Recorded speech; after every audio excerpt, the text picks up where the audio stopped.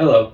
So today I'm going to continue talking about international political topics, but this time this will be referring to my immersive experience since I moved here to Buenos Aires.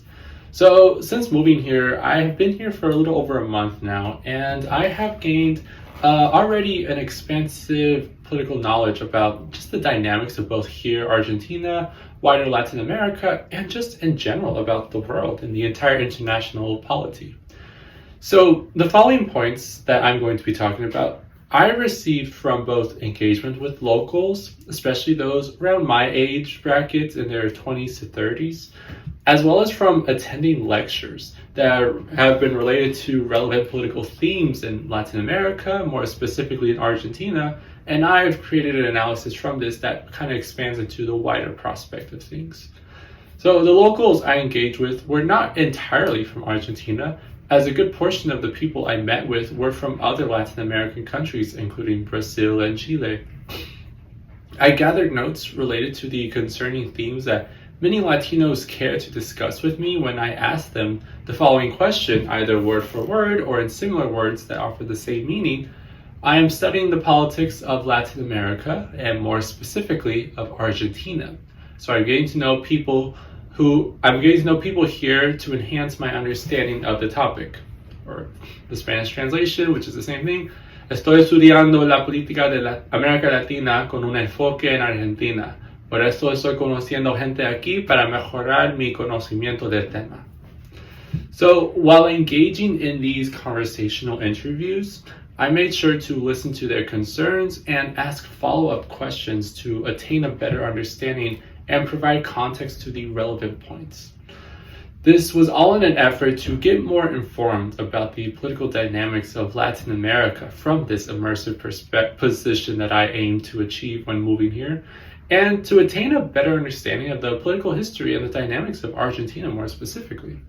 and where many of the people I've talked with seeing where they find themselves in this current political atmosphere, whether here in Argentina or just the wider scale of things. So the first point I noticed relates to Javier Milei, the president of Argentina's populist campaign in 2023, and the reactions many have had 500 days into his presidency. So Milei won on a populist campaign of dismantling the inefficient state that he and his supporters saw as intervening too much, especially economically, and promised to slash the state's capacity and institute economic libertarianism. This proved itself quite appealing to many voters and resembled the same rhetoric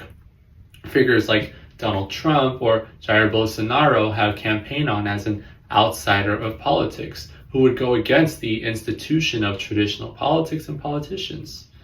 And what I have noticed in my time here is that, like what I recall occurring in the United States after Trump's 2016 win, is both a mix of continued support and hope by Milei supporters, as well as an exhaustion with Milei's disruptive efforts over a year into his presidency by the public, including from supporters of his campaign. Now, this is something that seems to be a reason to the actions and policies. This is something that seems to be a reaction to the policies and other actions that Milei had instituted in his time in office as the aim of changing government, as well as the government, as well as the continued rising cost of living many point out has only gotten worse in recent years. So from this, I researched this issue to see what overlapping trends do we see with public opinion after populist campaigns, especially from those who supported the populist campaigns in the first place. So I used Brazil and the United States as examples of this phenomenon to study. So Bolsonaro's public disapproval in the Brazilian political context can be most apparent in his mishandling of the COVID-19 pandemic when in Brazil, where his delayed management and purchasing vaccines and even the mocking of victims of the disease was a popular reason for voters' dissatisfaction with his term, according to the Journal of Democracy, and played into Luiz Inácio Lula da Silva's 2022 campaign's benefit in removing Bolsonaro from the presidency. So similarly, Trump's COVID-19 response, as well as the perceived chaos that surrounded his presidency, like the pushback against Trump's harsh immigration rhetoric, especially from the children and cages situation that many saw as too controversial at the time, has revoked many voters and has made many voters seek a so-called return to normalcy to the pre-Trump era during his whole first presidency. Even from those who voted from him in the 2016 election, this was an apparent trend, according to the BBC at least. So the Biden campaign's 2020 campaign ran successfully on this notion of returning to normalcy. And for many voters in the American 2020 elections, simply wanting to vote against Trump was itself a powerful enough tool to play into Biden's favor, as a Pew Research poll found. And in both the municipal elections of Brazil in 2020 and the American midterm elections in 2018, both of which were a midway mark between their respective presidents' terms, voters had already shown waning support for the figures they elected just 2 years ago. From this, a common pattern arises between the populist figures who campaigned on acting like a disruptor to their respective national politics and ended up repelling voters once in action. So the given situation of a public health crisis and the tough immigration optics were not seen as the favorable methods of governance that turned off voters from the headstrongness of their respective disruptive politicians. However, what I found was not a direct formula as to what becomes of populist politicians once in power, as there are some prominent exceptions to this rule, including Narendra Modi and the BJP in India, and Viktor Orban's Fidesz party in Hungary. So the BJP made impressive wins in 2019 after receiving a mandate in 2014. That showed voters' approval of the party in national development and the party's successful appeal to the working people, as according to the journal Democracy. Hungary demonstrated how Orban's unconventional method of fighting for Hungarians against the EU and identity politics, as referred to by the journal Democracy, to secure public approval from 2010 and repeating its success in 2014 and 2018. These cases prove that populism will not always falter several years into power, and that what might happen to Milei's party come the parliamentary elections later this year in 2025 is no set destiny for him to lose his prowess, as the institutional context and leadership strength are important caveats to consider. Instead, it might come down majorly on voters' overall sense of stability that they can attribute to Milei and his party come the 2025 elections, midterm elections, and eventually his 2027 re-election. It might show early signs of Milei's potential second term already later this year.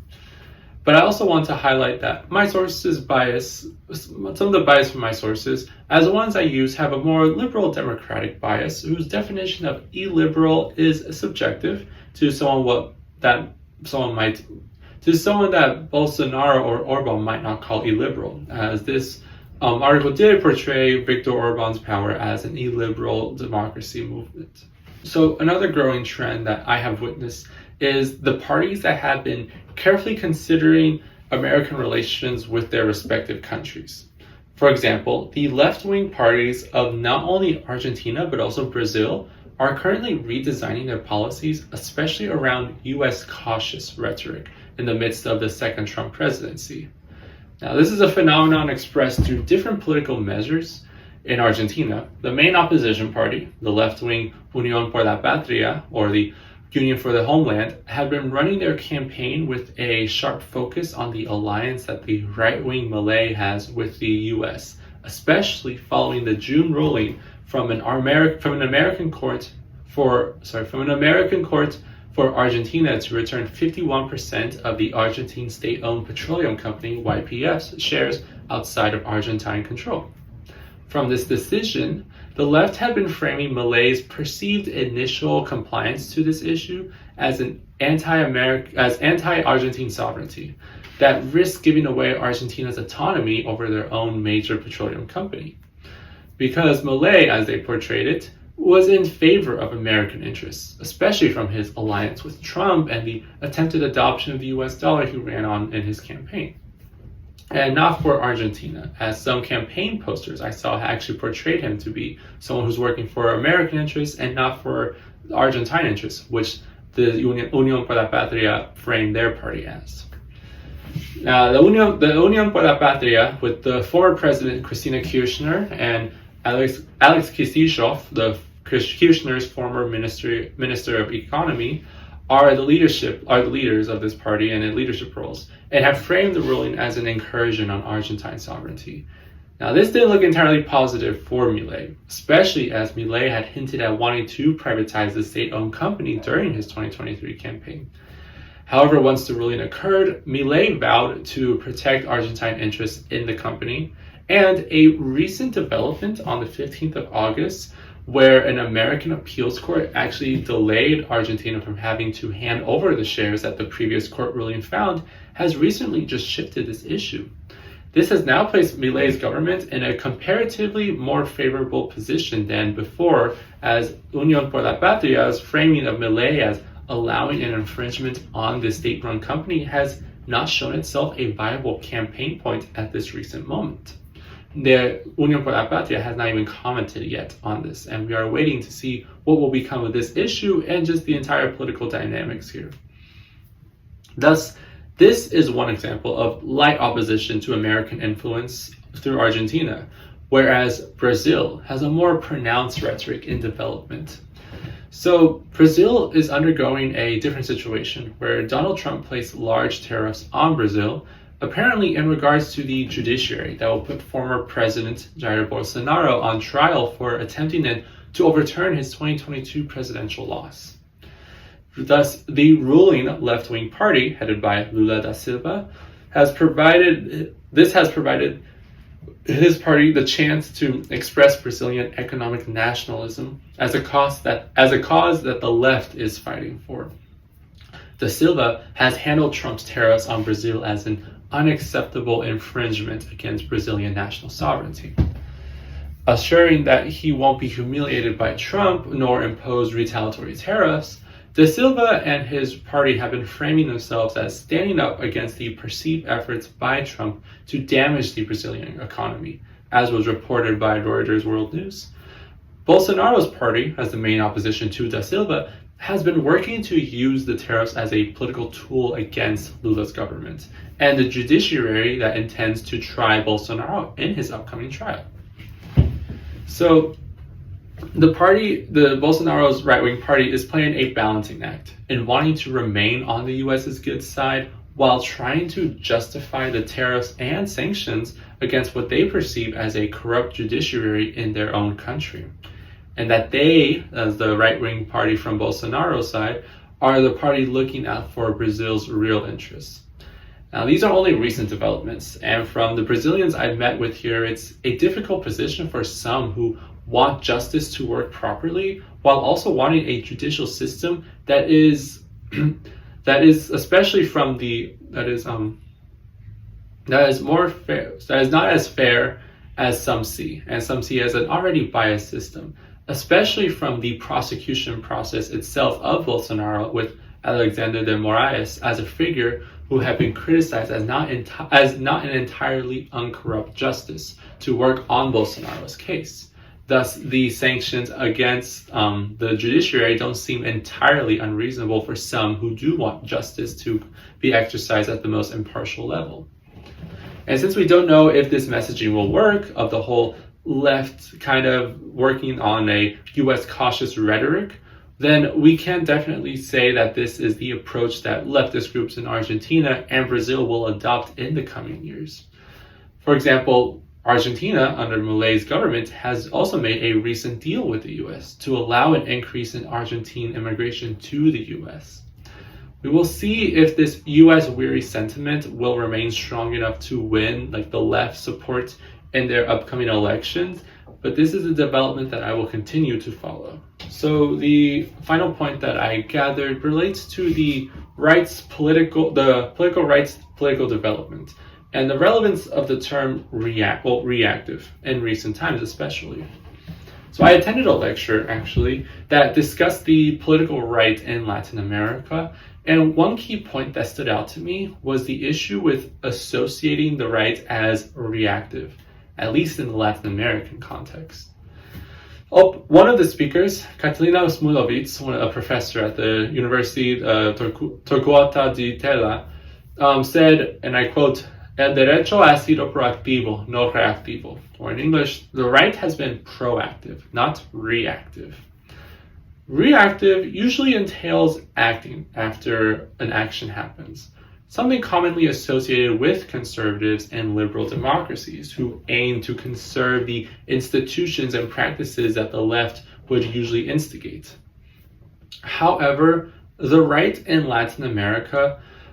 seems to be acting as the instigative party at times and thus don't fit the tradition of reacting to an event or necessarily keeping the status quo as much as starting political change in the first place.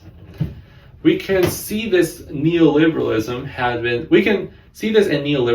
that has been taken up as a right-wing solution in Latin American political economies since the late 20th century. So I researched about Chile's proactive right and how the neoliberal reforms that began under Augusto Pinochet have prevailed today. So the right in Chile by the 1970s proposed El Ladrillo, a study completed right before the coup d'etat that put Pinochet in power. He implemented in his government the recommended neoliberal economic reforms the study recommended in carrying out an effective decentralization of the economic system. This falls into the camp of the right-wing open market policies that were implemented thanks to a proactive right-wing base in a Latin American country, a base that performed a coup d'etat in Chile. We can also look at Argentina's right now for going further into this complicated phenomenon. We can argue that Milei is in a way reacting to the recent growth in government, especially under Kirchnerism about 15 years ago, and his austerity measures that aim to undo these efforts and essentially return Argentina to a time of before Kirchner. But this then gets to the question of what it means to be reactive or proactive in the lever-pulling dynamics.